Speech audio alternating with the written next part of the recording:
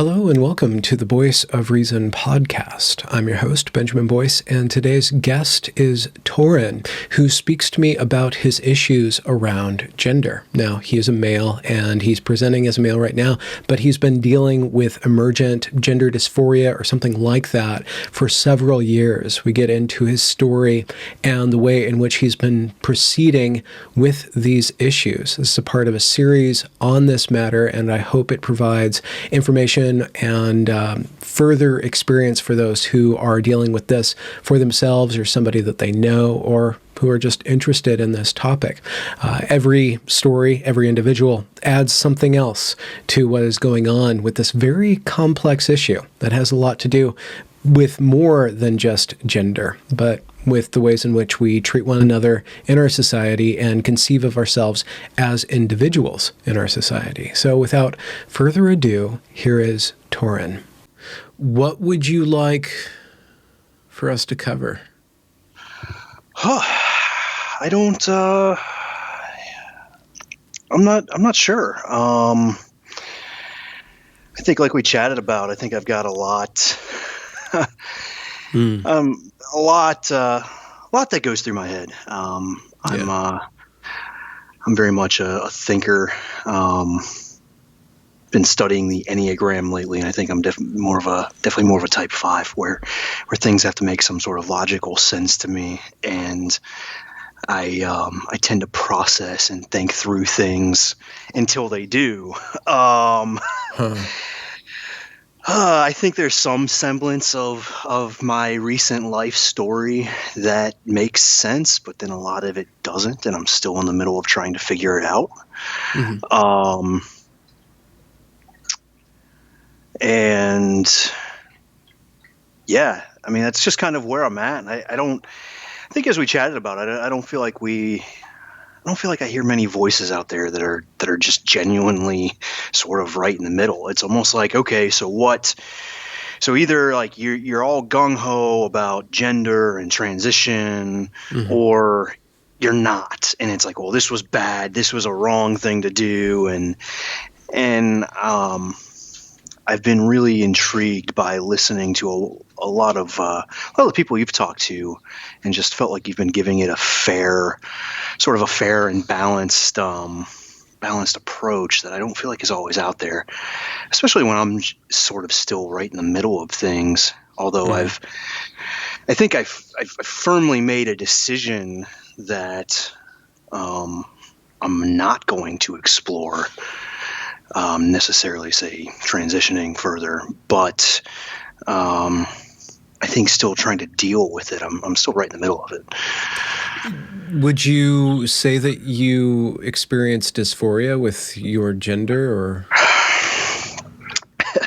See, that's a good question. I think if you would have asked me that, say 6 months ago, I would have said 100%. But then I think just listening to some of the voices you've brought on, whether it be Daisy or the two people you posted yesterday or the day before, it's like, well, what is dysphoria? I don't know. Do I sit here and think, oh, hey, I don't feel like a man? Oh, I don't know. What does it mean? What does it mean to feel like a man? What does it mean to feel otherwise? I mean, I think I could say that, for my entire life, I've had an intense desire to live as a woman. Mm. But to say that I don't feel like a man or hate being a man, it's like, well, me, not so much. So I guess it just depends on your definition of dysphoria. Sorry, I got a Saint Bernard here that. Oh, okay, nice. He doesn't like it when I'm sitting here talking. It's all fine. That's a good question. To live as a woman, is it like being perceived by society or by yourself? I think that's a good question. Maybe a little both. There's always been this, I sort of wish I was born female and had a female body and all that stuff and was perceived. And I mean, I think I've heard the term social dysphoria, and I think at times I've felt that. There's been at times where I've felt out of place, interacting with the world as a man or in male groups, and felt more comfortable interacting in other spaces. But that's not always true. It kind of depends on the group of people. Like, I mean, I have a group of guy friends right now that I love hanging out with. I mean, we just went to we kind of have a little COVID bubble sort of thing where we sort of hang out together because none of us have families in the area and we don't see anyone else. So we kind of hang out, and we went to a cabin about a month ago and just, hung out, did all kinds of, guy things, drank a lot, smoked a lot, built fires, that sort of thing. It's like, okay, this is a good time. I enjoyed it. Yet there's other times that I'm in groups like that where I don't feel comfortable at all. And I would guess, now I don't know what everybody else thinks, but I would guess that that's a pretty common human experience where, yeah, sometimes you feel, at home, or sometimes you feel out of place, and it just depends on the circumstances, the people, and all kinds of things. But I think when it comes to gender, and especially a lot of, I think, the information that's out there and sort of getting pushed these days, it's like, well, oh gosh, I feel uncomfortable, 90% of the time when I'm around a group of guys. Maybe I'm not really a guy, especially since I want to be a woman. It's easy to just kind of make that leap. And I don't think that leap is actually there to be made. Would you mind explaining what you mean by the desire to be a woman, or what is it to want to be a woman, and maybe when did that start for you? I think there was just always, even from a young age, definitely a notice of a difference between who I was, and who the sort of the other gender, the girls were, and just always, I don't know, there was just something always about it where it's like, gosh, I wish I was in that role. And I mean role in terms of, societal roles, gender roles. I also mean physically. It's like, growing up and, going through, say, puberty. It was like, well, gosh, I kind of wish, I was going through it from that side of things and not mine. So it was kind of all of the above. It's definitely a desire to have, female characteristics, look like a woman would look, and behave in a way that I think is kind of, generally accepted as female. Would that be like stereotypically like a gay man, kind of effeminate, or are you talking about on a deeper level, like a psychological level, like the way that you process information, the way that people are more important than things, just to use that stereotype? Yeah, I think it's more of I think it's a deeper level. I would definitely not consider myself effeminate, or I'm not, as a man, I'm very heterosexual. So it's definitely more of that deeper desire to identify with and be a female, a woman. There's very much I mean, for me, I grew up very, very religious and very conservative, and that will taint a lot of how I view things. And I think I've moved quite a bit from my staunch conservatism, at least socially. So there were very clearly defined, gender was very clearly defined in your conservative upbringing. Yes, I would say so. Okay. And yeah, so for me, even now, there's still very much, if we got into the debate over, whether or not sex or gender is biology or binary and all this stuff, it's like, well, yeah, sure, there's blurring of lines in just about everything in life. Not everything in life is black and white, but there definitely is a distinction between the two. And although I felt, I felt more or less comfortable or fine or okay as a man and performing that role and doing those things, there was just something I found very enticing or attractive about women, that it wasn't merely this attraction of I want this in my life, like a heterosexual attraction, and more so this I want that for myself. I want to be that. If that makes any sense. And how have you imagined yourself becoming that? Would that be like shaping an identity,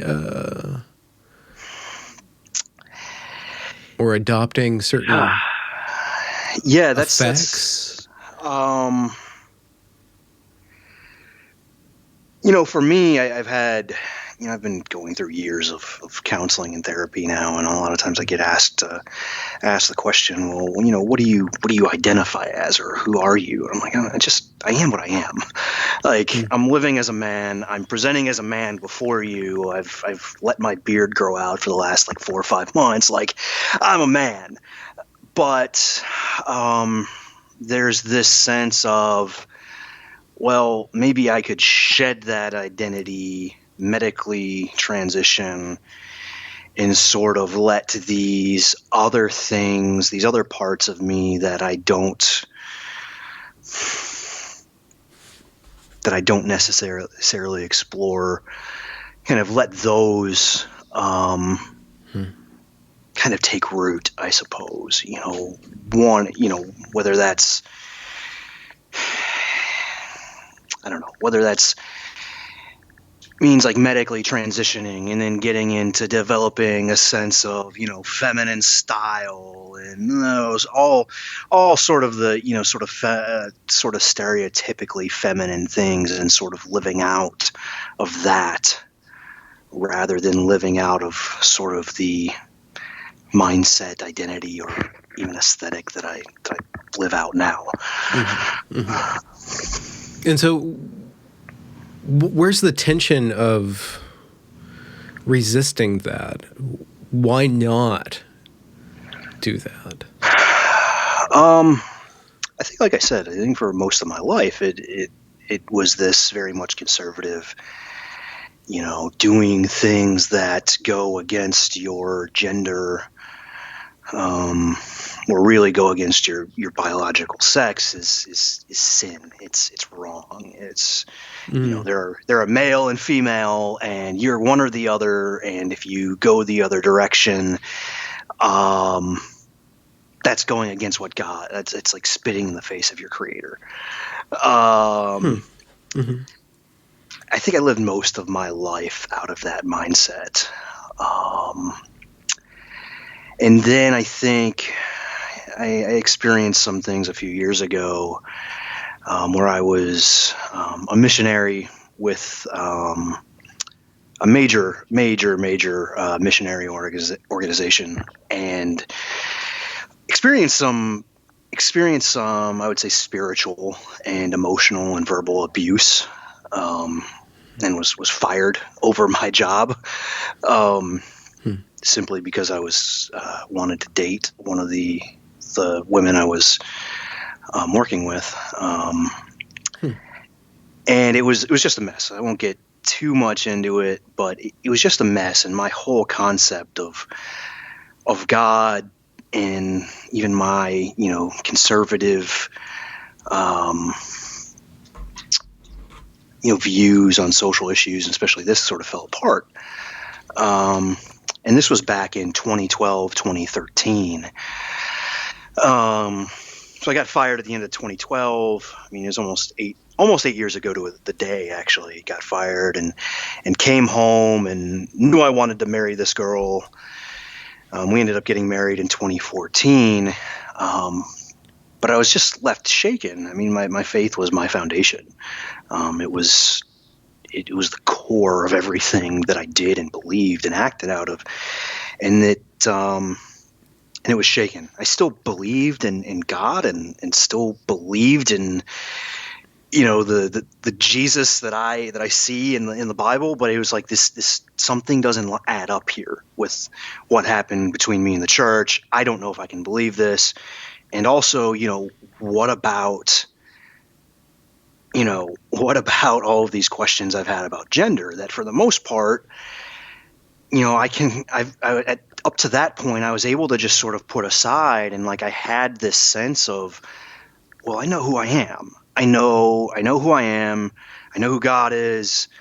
I'm happy with this. I do have these sort of urges and desires on this other side, but I don't seem to need them to be fulfilled. And in a lot of ways, when I was overseas doing the missionary work, I mean, I've thought about this a lot lately, where I'd say I had this sense that who I was and even my masculinity was very affirmed. Like I felt like, say, my then girlfriend, now ex-wife, I felt like very much affirmed my masculinity, and that felt good. Like that felt really good to be affirmed in it. And it's like, okay, so I don't need to do these things. I don't need to change anything. But when, the firing happened, and then about, this must be like 6 months into our marriage in 2014, just some other things were happening in life that were just shaking what I believed. It's like, well, okay, God, what do I do with these other desires that I've just kind of swept under the rug? I know I can't just sweep them under the rug the rest of my life, because then, as I've heard the saying goes, all you end up with is a lumpy rug.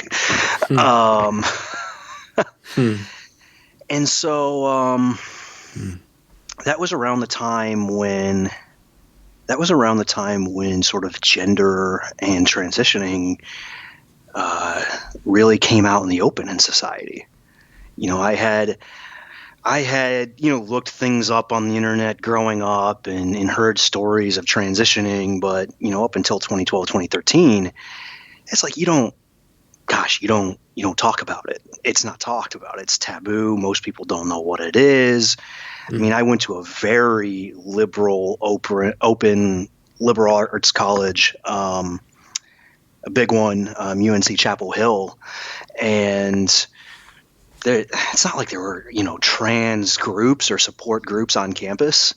And this was back in this was back in 2007 through 2011 when I was there. It's like it just wasn't a thing. And then all of a sudden I get home and from being overseas in 2013, and you start seeing things on CNN where they're talking about people like Laverne Cox, and then the whole Caitlyn Jenner thing starts coming up, and then it just all of a sudden snowballed. And here I am going through this mental sort of anguish of, okay, God, I don't really know who you are, but anymore. And I was fired and very much ostracized and treated very poorly because I wanted a, cis heteronormative relationship. what's the church going to do with my struggles? I can't talk to anybody about these. What do I do? And then the question became sort of every day, okay, well, God, do you still love me? Do you still love me? If I transitioned, would you love me? What? And there was just this sort of breaking down of, I think I completely lost any idea of who I really was. I would say I was from the period of about the end of 2014 through 2017, I was very mentally unhealthy. I started thinking, well, to your point, why not just indulge in this? Why not just transition? I think I'd like to do this. I think I'd rather do this than the roles I'm living in now. And it eventually got to a point where towards the end of 2017, I was in the state where I don't know if I can't really describe it other than it was like every 5 minutes I was flipping back and forth. Yeah, I'm going to transition. I'm going to visit the local, gender support clinic here in Philly, and I'm going to transition. And then 5 minutes later, it's like, no, I don't want to do that. I don't. I'm fine with what I'm doing now. Happy with it. It's kind of like every just 5 minutes of going through that process, and then it was at that point where I sort of lost my relationship with my wife, because she didn't want to go through that, which I mean, I think that's fair. Fair to say that she didn't. At the end of the day, she was kind of taking the entire burden of my struggles on herself. I wasn't sharing it with other people, and that was not fair to her. But it was at that point where I was like, okay, I need to get healthy and figure out what being healthy means. I didn't want to lose my relationship. I'm still very sad over that. But over the course of the next couple of years, I finally got sort of connected to churches again, and decided at that point that, hey, I need to be open. About what I'm dealing with and what I'm struggling with. And in some ways that was really good. In some ways that was really bad. I think I was probably open to too many people too quickly. Okay. I had one pastor who was trying to help with my marriage basically tell me that just having gender dysphoria in the ways with which I was dealing with it could have constituted abuse against my wife. And I was like, well, yeah, I know she didn't like this, but it's like, it's like here I am having this very internal struggle, and I'm trying my best to deal with it. And no, it was not good that my wife bared the full burden of it for a while, but it was like, you're saying it's abuse? Like, how can I trust you with that? How can I trust you with that and like truly wrestle with it? So, it's things like that just was saying, no, you can't do it. You need to fight for your marriage. You need to do this. You need to do that. A lot of the, as I got back into the church, that conservatism. What drew you back to the church? Was it familiarity, or was there some truth or guidance that you received that I think it was the truth that I still believed. I never lost belief. I lost hope that I could function within a church. And then my wife left, and it was like, well, this is serious. Having a spouse leave is serious business, and it's traumatic. So at that point, I was like, well, I do have a couple of trusted friends.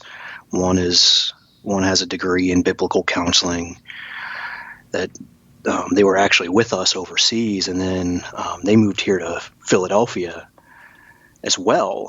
So I said, I'm going to go talk to them. And so I went and just started talking to them and started going to their church, and just heard a message that was much more open, that was just not this black and white, we're trying to deal with and root out your sin and make sure you're perfect little Jesus followers. It was this, being a human is hard. Being a human is hard. We screw up. A lot of the times we don't know where those lines are, and we need Jesus, was sort of the message. But I liked, there was something that just drew it in. It's like, yes, I mean, that's what I believe. I still believe in God. I still believe in this Jesus who kind of came in and upset Jewish customs and norms, even though still adhering to them and all of this. And it was like, okay, maybe there's a place for me in this world and even in this faith, to deal with gender and try to figure out, okay, what is the truth? I don't want to say my truth specifically, because in some ways I kind of deem that phrase, let's just say, not helpful. More so like, what is the truth? Like, God, who am I? What is my purpose? What do you want from me? How do I go about doing things? And I think there is this point in there where I started to believe that, okay, well, maybe transitioning isn't just this black and white sin. What if it's just the route that God has for me? Let me jump into that. But I never, this was a few years ago. This was probably 2018 now. But I never really, at that point, there was still at least an outside hope for the marriage, and I wanted my marriage. I think my conclusion was, I want the marriage. I'm going to fight for that.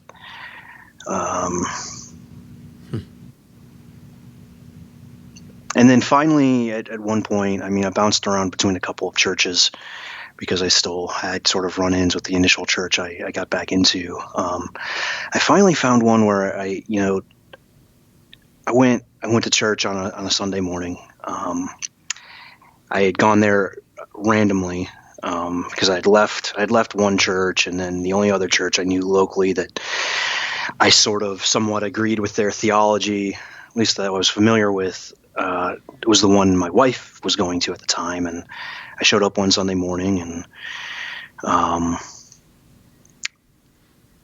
showed up well early because I didn't really want to see my wife. I wanted to talk to the pastor, and he said, well, why don't you go check out this other church down the road? So I go in, I check out this church. I'd never been there before. It's a tiny neighborhood church here in Philadelphia, probably 80 to 100 people. A good chunk of them are people that have been going to that church for 40 years. But there was a small, my age contingent. And I'll never forget. I'll never forget the pastor's wife getting up and kind of sharing a testimony about just mental health and her struggling with mental health, even as a pastor's wife. And she's like, I'm a pastor's wife. I'm not supposed to struggle with this, but I do. And it's like, okay, there's something different about this church and how they approach suffering. And so I went and I ended up meeting with the pastor 2 or 3 days later and just gave him my story. And he didn't bat an eyelash. And he's like, oh, so yeah, these are things you're dealing with, and you're dealing with your marriage. And he's like, just know that you're loved and you're cared about, and I want to be here for you if you'll let me. It's like, okay. And then, so this is like end of 2018. I went overseas for a quick vacation, just to get away from everything, and sort of had these sort of intense experiences. I was in Munich for Oktoberfest. I was solo traveling, went to Munich for Oktoberfest, and I had actually been the year before with one of my good buddies. But that year I went on my own, and I started meeting all these people, and I'd get really drunk, and I'd start talking to them about my gender dysphoria and all this. And I'm like talking to people from California who I meet in Munich, and they're like, "Oh yeah, that's great. Like, you should definitely just transition. Like, what are you waiting for?" Then I went to some like hippie compound hostel type thing in Zagreb, Croatia after that, where we all just kind of sat around and smoked all day for 2 days straight, and it was the same thing. So, and I was like, oh gosh, I feel so loved. I feel so welcome. Like, here I am, opening up about these things and things I want to do, and everybody just loves it and is welcoming it, and like, why not just do it? And so, like, I came back from Europe and decided, oh yeah, let's just do it. Let's transition. I like called up the clinic here and got on the waiting list, and I told the pastor that that's what I was gonna do, and he just said, "Well, okay, I can't stop you from doing that, but he's like, you're gonna need." He's like, "You're going to need like help and friends and people around you while you're going through this, right?" And I said, "Well, yeah." And then he said, I think we should keep talking. And eventually I got to talk to a younger couple at the church about it. And they just said things like, "Oh, hey, we need people with your story and the things you're going through at our church. We need you there." Because at this point, I think I'd quit going to the church again after my trip. And the next Sunday, I was like, I woke up and I actually wanted to go to church, because I was like, oh, my friends are there. This pastor, I think, is my friend. This younger couple is my friend. I love them, and I think they love me as well. Like, I want to be there at church for no other reason than just to be around them. So that kind of then started this whole, I think I said, you know what, I'm going to wait. I'm not going to transition. Or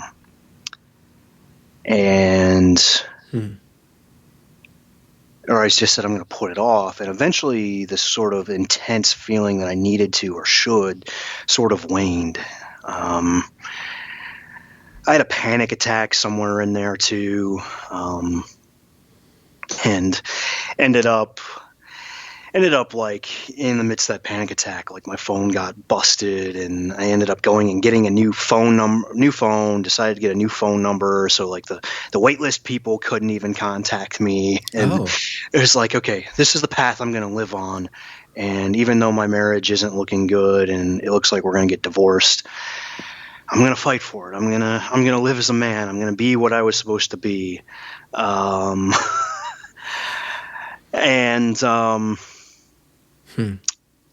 Yeah, things just, my wife and I are officially divorced, and things just haven't worked out, and I really haven't talked to her at all in 2 years. I felt like after a while that sort of battle and struggle that was going on there's a lot of mental health and depression and anxiety struggles going on, just surrounding the marriage and dysphoria and all that. Eventually it just got kind of like to a point where I can't handle this anymore. Like I have, I'm dealing with this dysphoria, and, maybe I just need to move on and try something else. And so eventually, I actually talked to another woman at our church that I hadn't really talked to about it before, but I sensed she was safe, and she was like, I can see it in your eyes. You really want to live as a woman. Like your face just lights up when you talk about doing it. And it's like, oh, like this is different. Like having someone that believes a lot of the same things I believe theologically, just saying, hey, this is like, I support you 100% if this is the route you go down. It's like, oh, wow. And it was like this crack in a dam that just suddenly busted. And I was like, oh gosh, I think I'm actually going to do it. I think I'm actually going to transition. And so that was the beginning of 2020. I think. I don't know. Times this year's just been so nuts. Yeah, it's a little weird. I don't know. And so eventually, yeah, I did sort of just say, you know what, this is something I want. The other thing I want in life just isn't happening.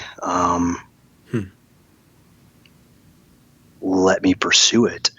So I called up the clinic. I think the wait list was like 9 or 12 months.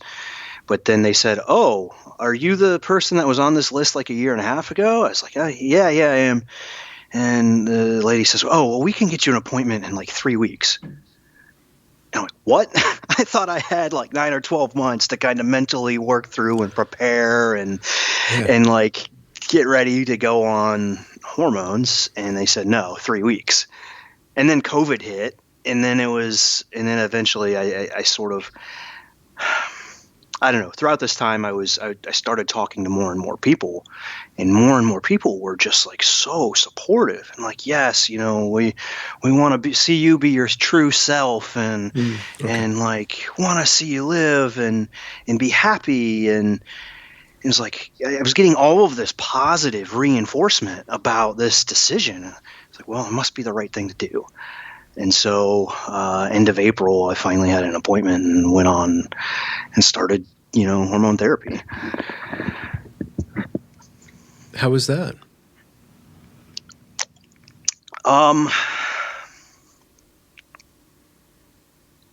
You know, it's kind of tough for me to talk about because in some ways, like it felt like everything I wanted it to feel like.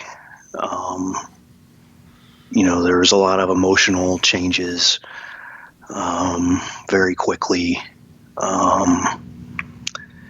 Physical changes started happening. It was like I loved the emotional changes, to be honest, because I feel like in some ways just dealing with depression and anxiety, it's like I felt like my emotions were stunted. And like I felt like the hormones, it's like I felt like I was to get them out. You felt like get the recording broke up. I feel like I was able to get like properly like experience things like sadness or even like I was in, you know, still meeting with a counselor at the time, and same one I'm still meeting with now, and I felt like I was able to explain how I was feeling a lot better. Like, and there's just something that I really liked about that. It's like I liked being able to say tear up or cry easily or something. Like I enjoyed it. I also enjoyed, you know, there's the aspect that sort of I've heard it explained before. I don't know how it has to do with like women and men have different, you know, they have different brain structures and different amounts of gray matter and whatnot in their brain, and women are able to multitask more. And I don't know how much like HRT actually helps with that, but it felt like to me, like I saw some of that happening too. And I was like, oh, this is really cool. Like suddenly, like I went from not being able to have more than like 2 or 3 browsers or tabs open on my browser to having like 50 and having it not bother me. I was like, oh, this is cool. On the lighter side of things. And also, you know, I liked the physical changes that were starting to happen. So I actually really enjoyed it. Pardon me for asking this. Was it? Yeah. by physicals, is it the way that you fit into the room? Is it the way that you fit into space? Were you more connected to that, or was it more on your form was more aesthetically pleasing to Well, you?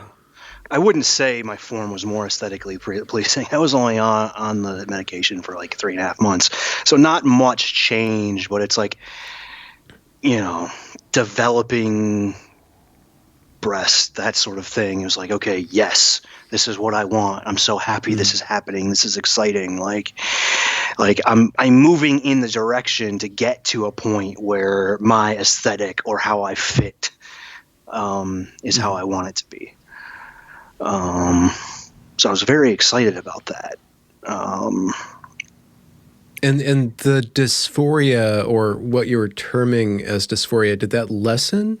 Did you feel like you were coming into alignment with what was prompting you to go in that direction?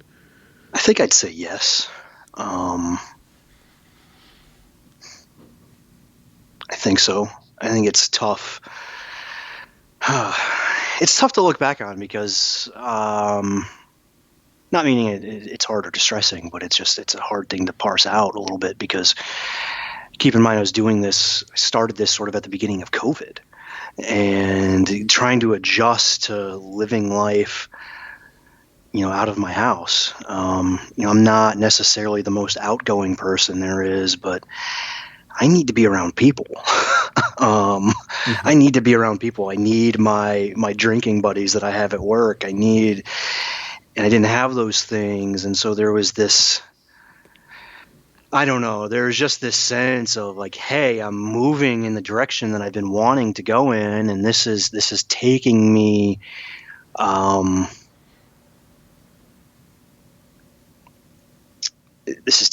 that direction. But it's hard to judge.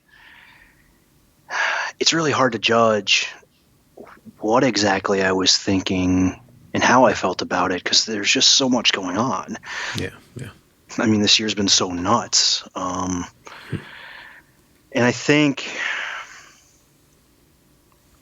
part of the reason why so I stopped after 3.5 months, because even during this time, I still had this question of, wait, is this what I really want? Because I'm doing something and I'm putting chemicals into my body that are going to make permanent changes. Do I really want to make these permanent changes? Am I sure that this is what I want? And it just started getting to this point where I was like, no, I'm not sure. The intense feelings of this is what I want combined with all of the support I was getting, pre-COVID, it's like, oh yeah, this is what I want. This feels good. Like I want to keep doing what feels good. But then as I was sort of, left with my own thoughts and processing, like, oh, hey, if I keep taking these injections I'm taking, like there isn't any going back without significant hardship. And so is this something that I really want? And I think I came to the conclusion that no, it's not. It's something that, yeah, it's nice. I'd like that to be the case, but given sort of other realities in life, I don't think this is right. I kind of liken it in some ways to like, okay, I love sports. I love football, baseball, soccer. It's like I'd love to be a football or baseball player or a soccer player. Love it. But am I talented enough? No. I can't do it. I don't, and I don't here at 31 years old. I don't try to do everything I can to be a professional athlete, because that's just not happening. And I know, given the state of medical transition, the research, and all things that are going on with that, it's not a perfect analogy, but it sort of explains a little bit about how I've come to feel about it. At least when I'm level-headed and not dealing with anxiety or depression, because those things can quickly push me into a space where I'm like, I need to escape. I need to just transition. That sort of thing. Yeah. One thing that I've heard from individuals who've experienced something similar to what you're describing, and professionals who deal with people who have gone through this, is that the gender topic, loosely construed, can be a reservoir for a lot of other things, for a lot of depression, anxiety, can give you a place to deal with that in more concrete, or maybe more iconic terms of just thinking about man, woman, and using that. So without that, you would, the anxiety, the depression goes back to this diffuse thing that you can't really pin down. Yeah, it could. I mean, it's kind of like I was thinking about it, and I've been asked this by therapists. It's almost like a chicken and egg sort of thing. Is it the gender that's causing the depression and anxiety, or is the gender your way out of depression and anxiety? And I think, again, this is where I think COVID kind of really wrecks with my ability to properly analyze it. But, being on hormones didn't really help with the depression and anxiety. I think it did to some extent. But here are all these other problems going on in the world that are giving me kind of anxiety and depression. This isn't taking this away. Obviously, it's a bigger problem than just the gender.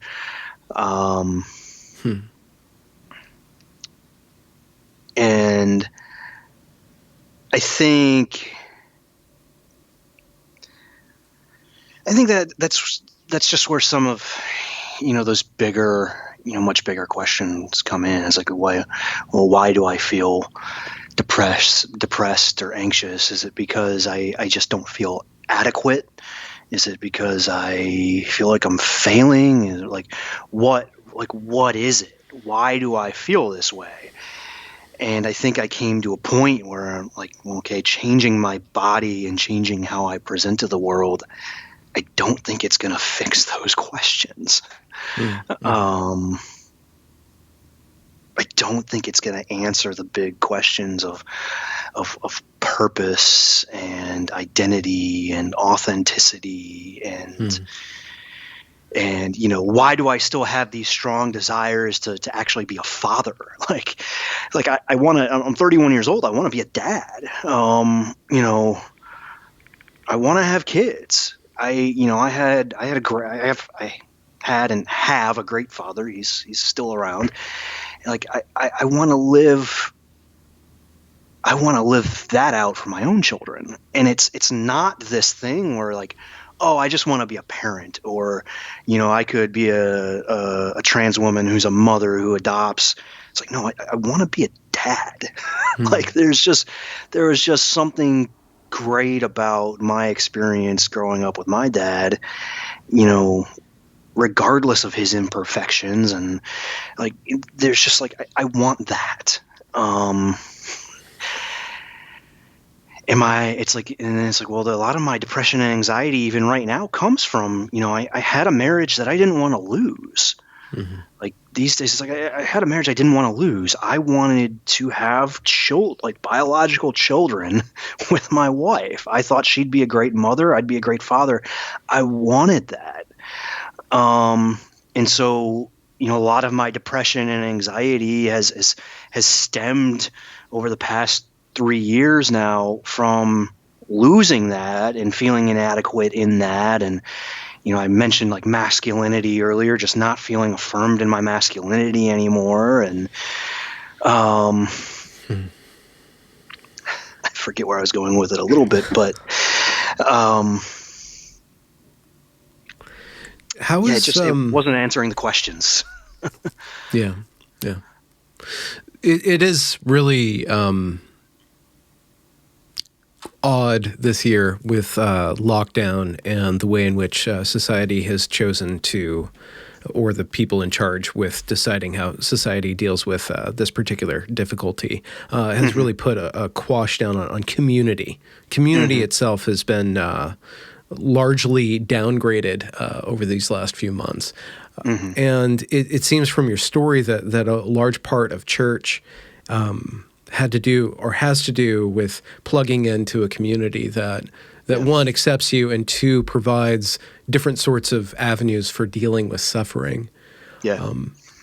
What is it about the Christian story, the Christian faith, the Christian theology that helps you and that allows you to plug into that community and also as a grand narrative, if you think of it in that terms, allows you to kind of formulate a structure around you for your life and yourself? Yeah. I think that's an excellent question. I think there's just something I've found. I think I found a group of people that I can simply be authentic around, and that's in the sense of I can openly sort of struggle with them. It's like, hey, I'm having depression, anxiety, gender dysphoria, if you want to call it that, is popping back up. Or, I've been able to go to them and say, hey, this is what I'm dealing with. This is what I'm struggling with on a day-to-day basis. Will you pray for me? That sort of thing. And the response is always absolutely. You're not alone. You are loved and cared for. And I think there's just something to do. I think there's just something when people genuinely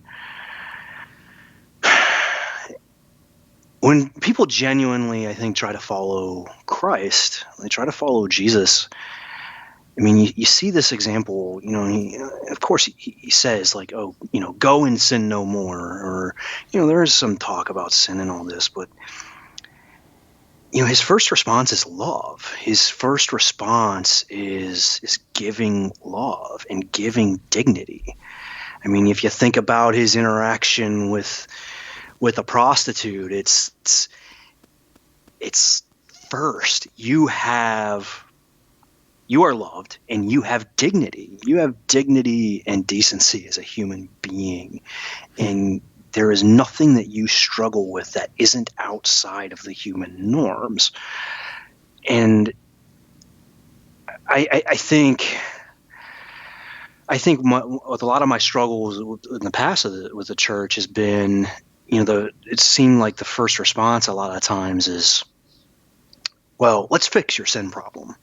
Sure, you have dignity and worth as a human being, but we really need to fix your sin problem.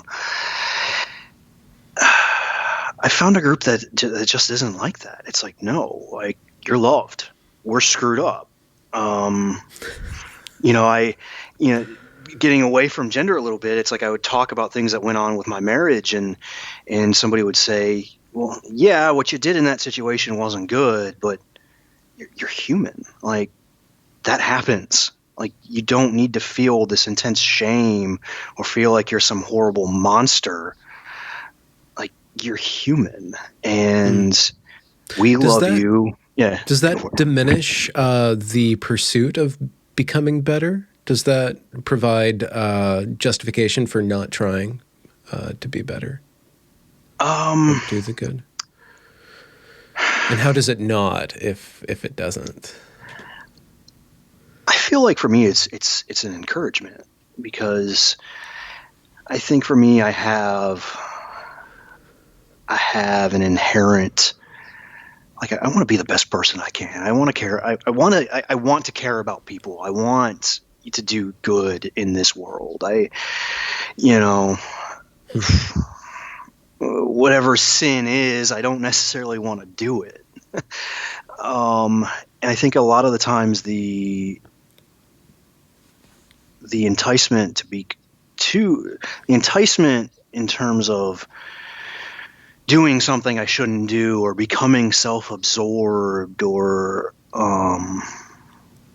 anything, comes out of a place of, well, I'm not adequate anyways, so why bother trying?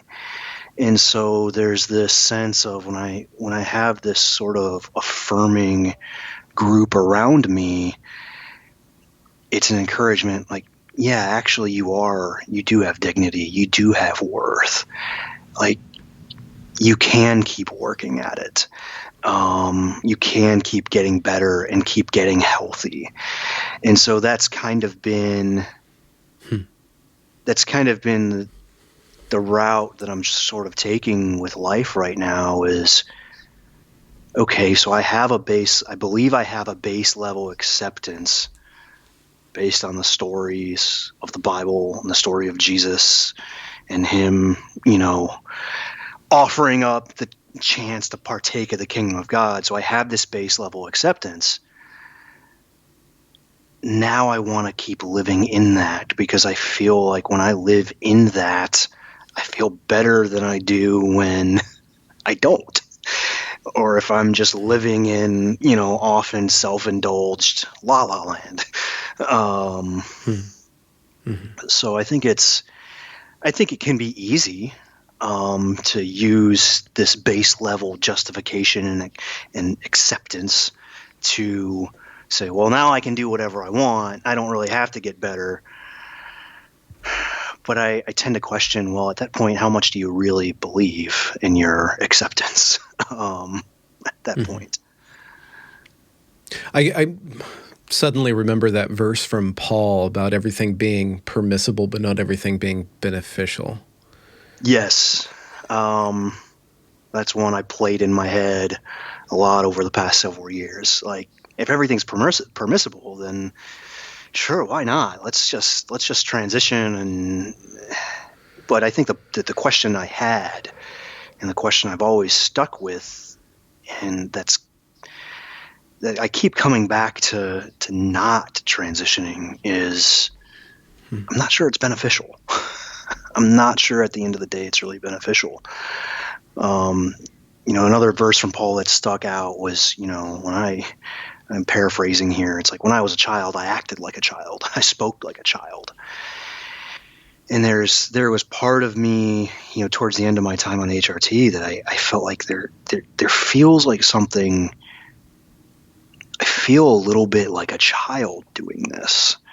I feel like I'm trying to run away, to sort of just escape. I don't really feel like I'm taking responsibility for my own life, my own health. I'm saying, well, if there's this magical sort of cure, let me go run after that.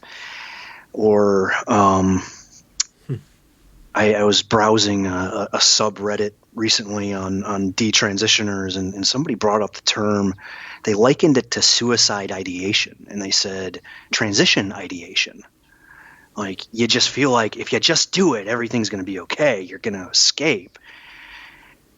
And a lot of times that's how I feel. And I liken it back to the verse from Paul, because in a lot of ways, at least for me, that isn't a mature response. That's not a mature thought or idea to say, oh, hey, I'm going to do this and everything's going to work out. Because it's not. You're going to have problems. There's going to be other things.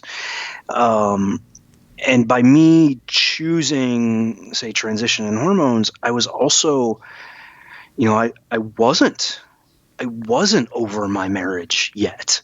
And I'm still not. And it's like, what good is it in terms of healing and recovering and growing, to just try to do something to just run away from it? And there's this part of me now that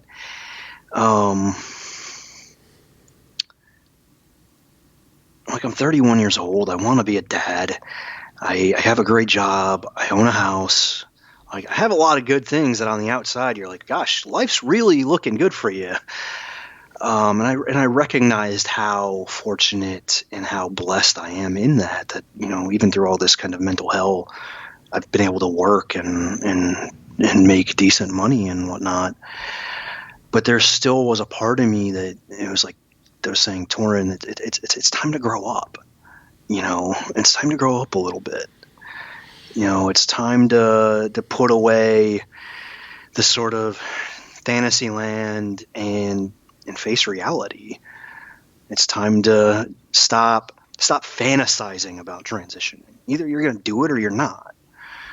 Or it's time to stop getting lost in video game worlds for hours on end. Like, sure, go enjoy them for a bit of time, but stop these 6 or 7 hour sessions of just sitting in front of the TV.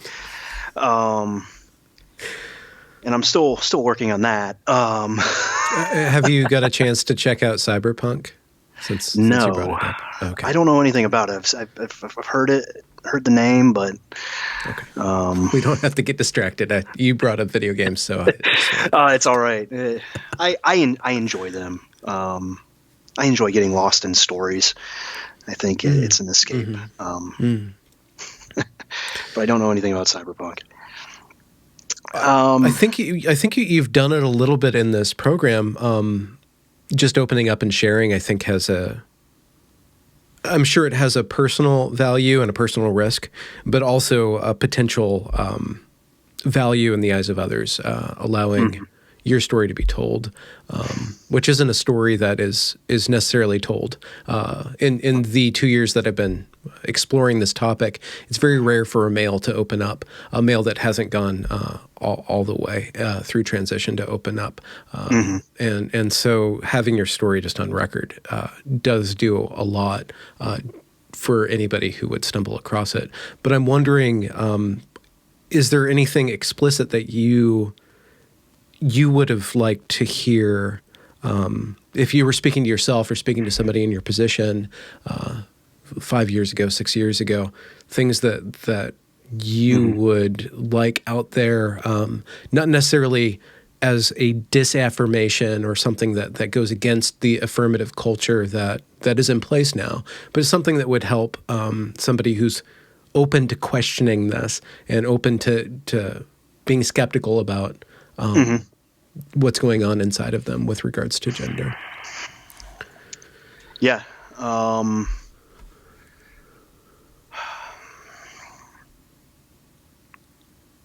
It's something I've thought about a lot lately. I think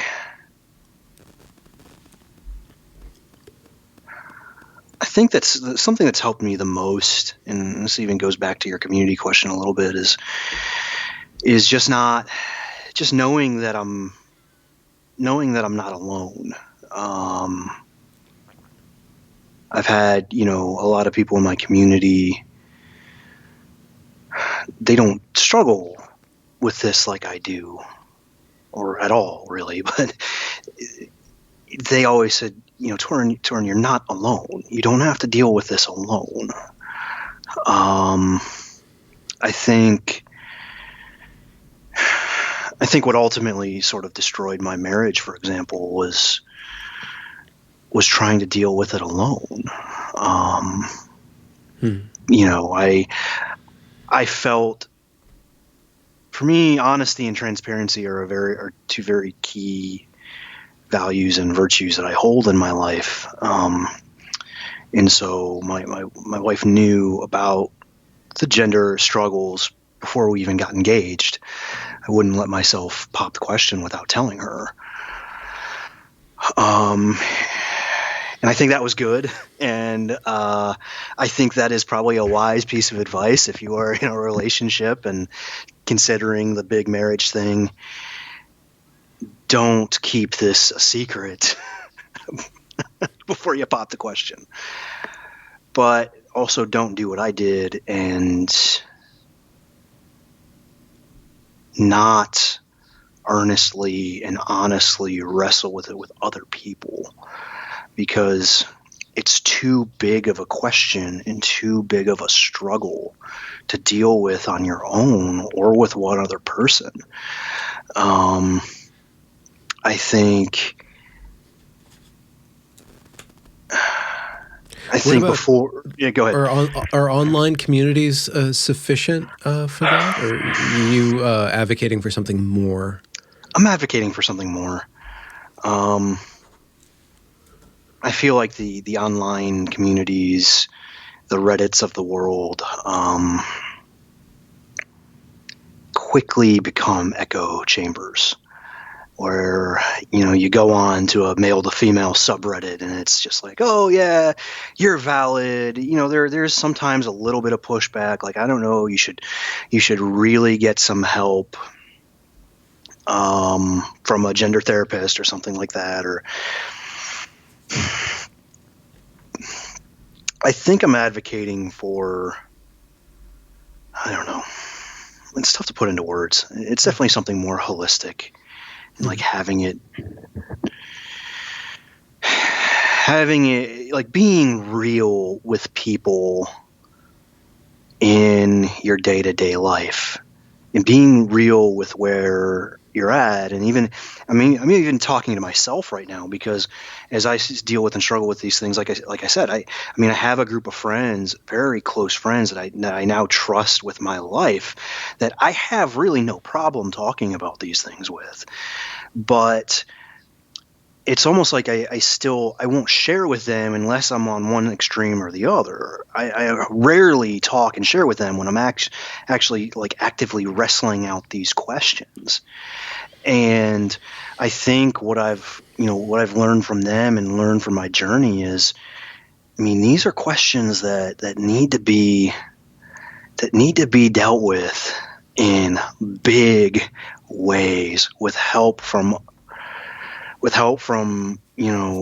obviously counseling, but even from just people who know you and care about you.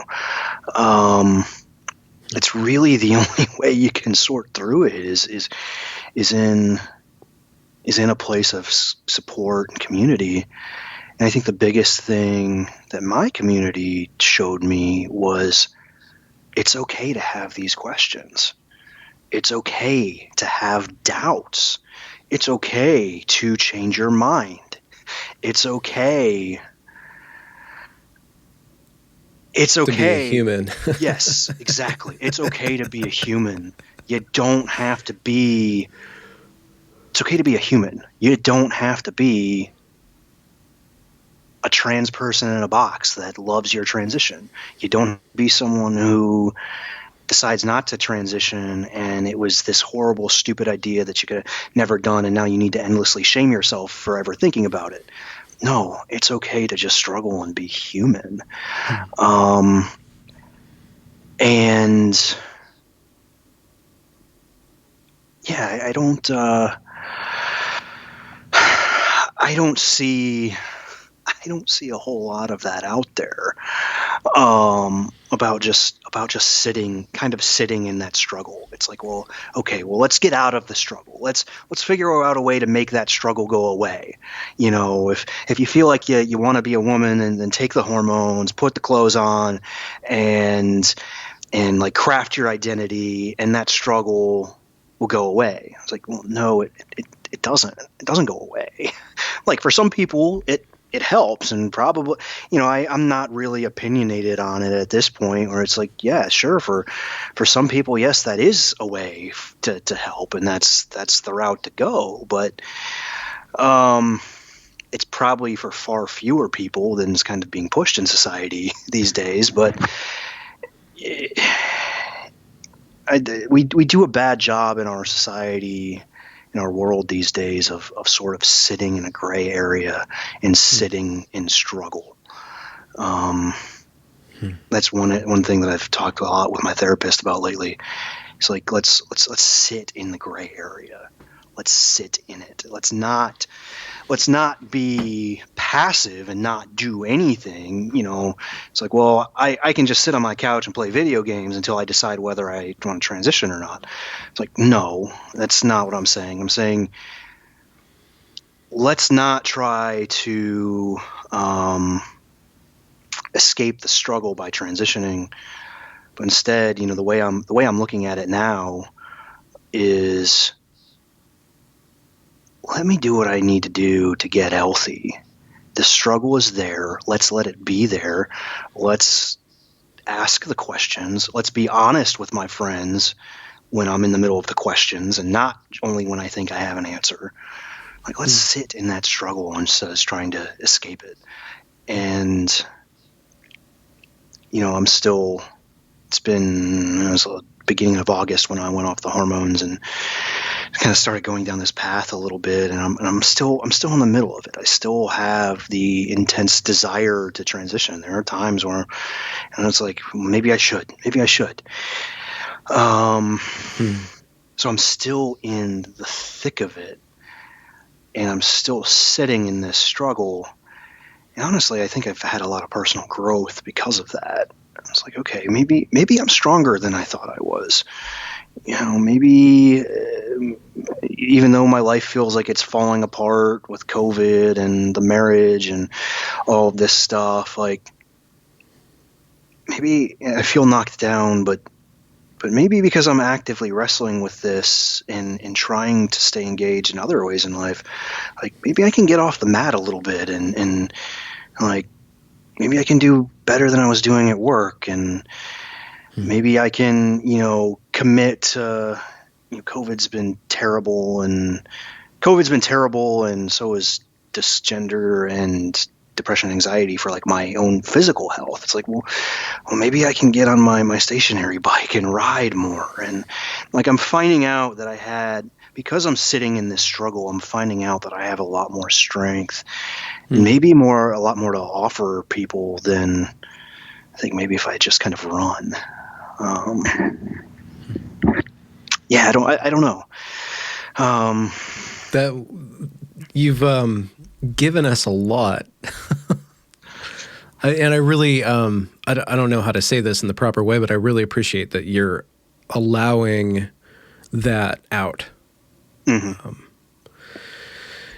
again, I have to bring up gender. Men don't do that. We don't allow that. And there's good reasons for that, but there's also very big consequences for that with regards to mental health. Placing yourself in the position of being vulnerable is a courageous endeavor. Yeah.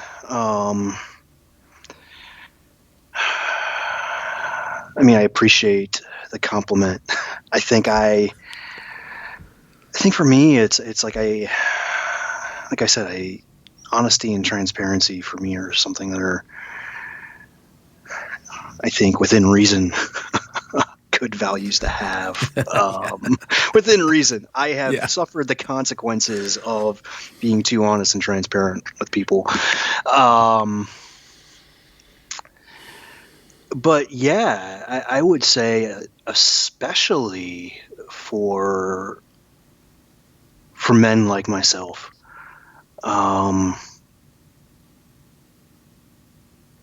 it's a discussion I think needs to be had a little bit more. Everything sort of in the news and all the books being written are mostly about, teenage girls transitioning and then maybe regretting it, maybe not. Or, you do a Google search on YouTube for detransitioners, and like 8 out of 10 are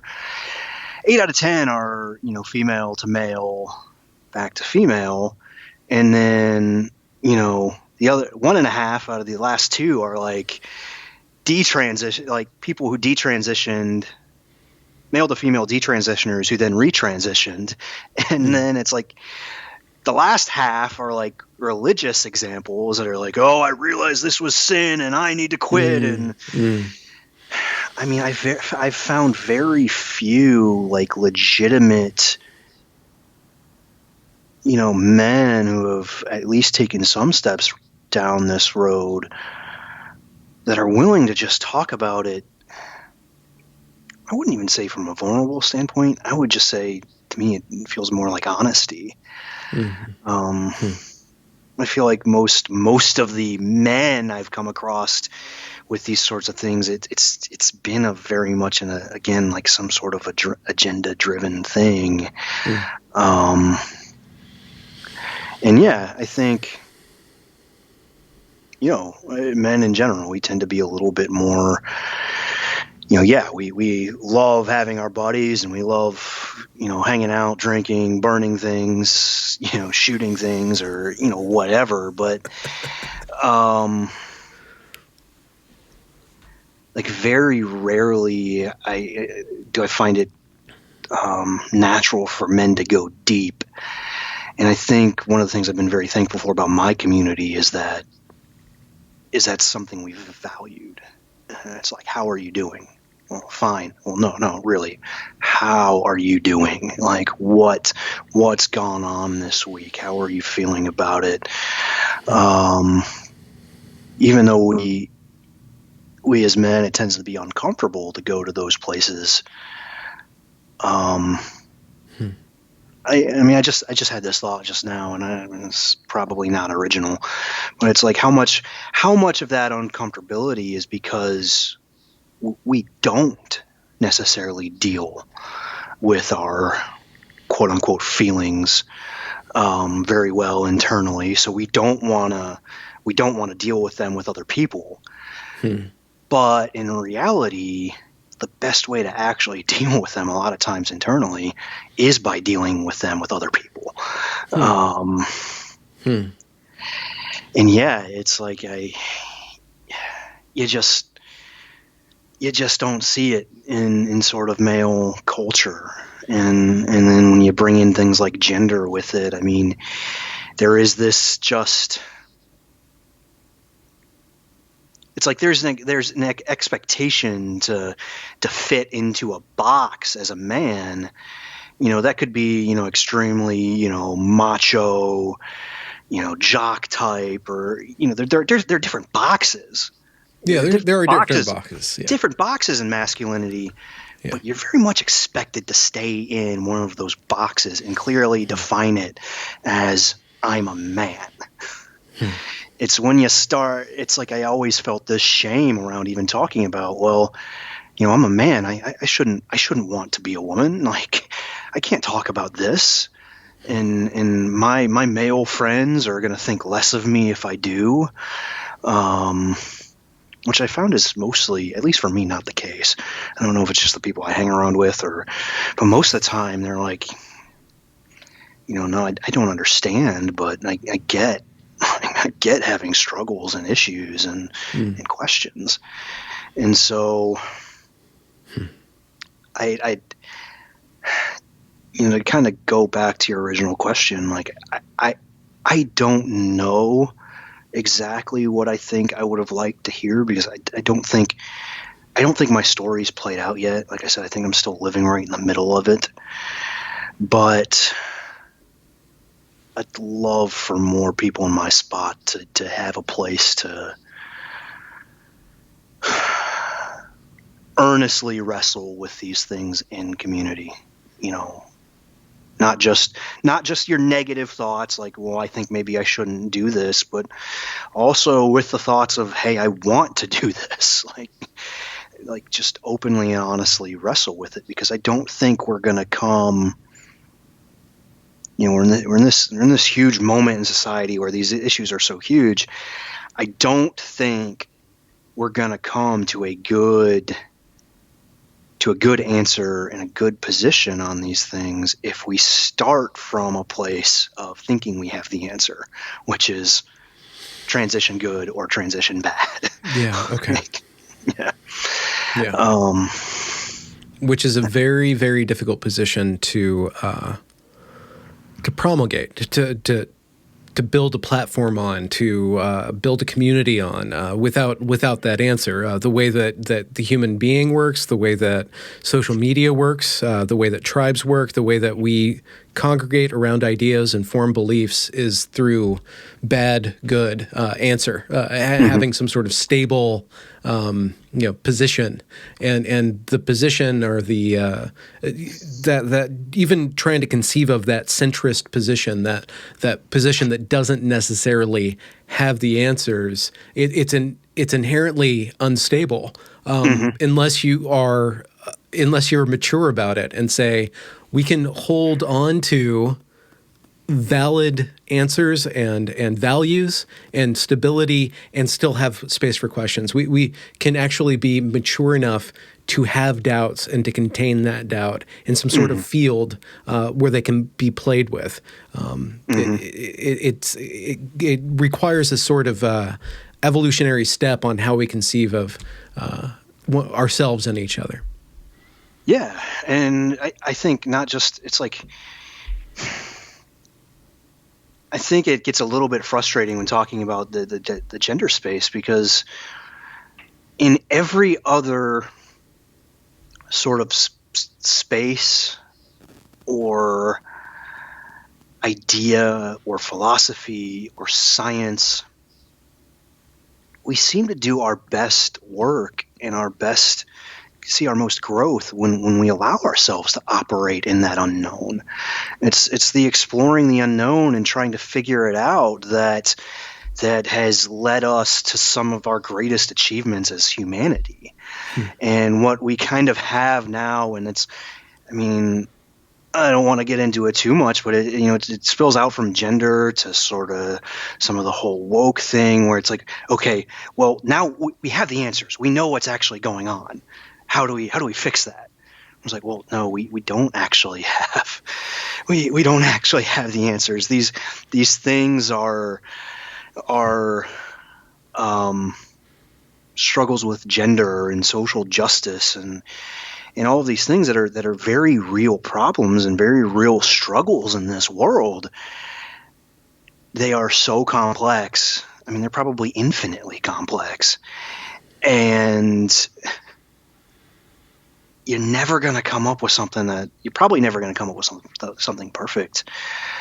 But the way to deal with something like that is to, yes, sit in those questions and wrestle with it and try out solutions, try out things, experiment, whatever. But if we start from a place where, hey, we already know the answers and what's really wrong, I don't think we're going to get very far. Well, Torren, I have to wrap this up for professional reasons, not having to do with the channel. I have another job going on. Yeah, technically I do. I really, really appreciate you allowing me to explore your life and putting it out there. Yeah. Yeah, no problem. I enjoy you asking the questions. They were very, very good questions that I needed. I think I needed just prompting with a little bit. Is there a video game that you'll go on record as really enjoying? Oh yeah. I've spent way too many hours of my life the past couple of years playing Red Dead 2 and any of the Assassin's Creed games. Okay, that's your okay. I can jive with that. Yeah. I love the open world, run around, do crazy things. So, no, I'm not ashamed of it. I just want a little bit more self-control in that area. Yeah, advocating for temperance is not a bad thing, especially with that particular activity. Yep. Well, let's keep in touch, and I'll post this, and you're more than welcome to field questions in the comments, and hopefully we can do this again sometime. Yeah, sure. Anytime you might have questions or are curious about something, just let me know. I'm interested in sharing my story. I don't know how helpful it could be, but I think it's probably good to just get the voice out there a little bit. So, yeah. All right. Thank you. Excellent. Excellent. I will end the recording and wish you a happy day. All right. You too. Congratulations for reaching the end of the discussion. If you enjoyed it, do be sure to leave a review or a comment or a thumbs up or whatever you need to do to show that glorious algorithm that this is some good stuff. And do be sure to go and check that back catalog, as it is brimming full of fantastic conversations. Links to provide monetary support are down there in the description as well. Have a good night.